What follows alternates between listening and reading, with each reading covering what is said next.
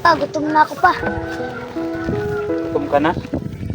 Sige lang kay pag naibenta natin to, bibili tayo ng pagkain mamaya ha. Tiis-tiis lang muna, makakaahon din tayo. Tara na.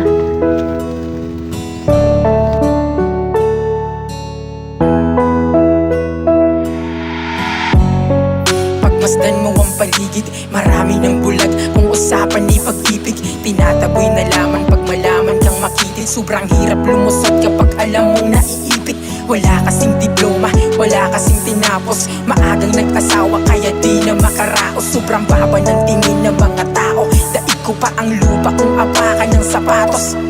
Mas pinili magtulak ako ng likariton kesa na magutom, tinaga kong magkaroon. Maitawid ko lamang ang aming pagkabaon. Hindi ko hahayaan humigang nakabarong. Hanggat nandyan kahirapan sa mga anak ko, ako'y hindi nyo matitinag magkapawis ngano. Maganda ko ba kakakayot sa magapon ano? Manampalik sa akin ay matatanggap ko. Pag-usapan ng pamilya, handang magsakripisyo. Ibuhos ang lahat hanggang pawis maging piso. Itataya mo ang sarili pagkat yun lang ang epektibo, para lamang maagapan ng magandang benepisyo. Pag-usapan ng pamilya, handa kang magsakripisyo.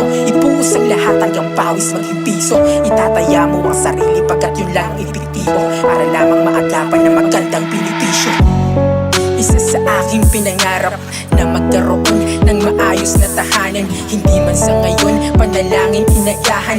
Baka tuparin mo kahit saan, ako lamang ginawa ko ang lahat. Tiis gutong magdamag, hanap buhay ko sa kalye, alas 12 maglakad. Ganun pa man ang nais lang, hindi maging salat. May mauwing pagkain para sa akin ay sapat.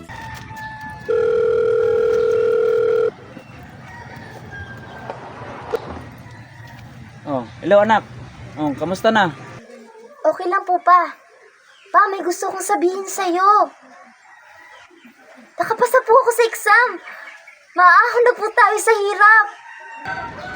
Nak, nakapasa na yung ate mo. Makakapag-aral ka na, matutulungan niya na tayo. Ilang taon lumipas, nagbago kalagayan. Nakapagtapos mga anak ko karangalan.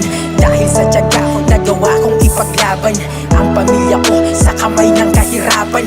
Para sa mga ama, sipagan nyo palagi. Huwag lang panghinaan, laging magpakasakali. Ano man na mangyari, huwag mong pabayaan. Kapos ka man o meron, dapat laging ipaglaban. Pag-usapan ng pamilya, handang magsakripisyo.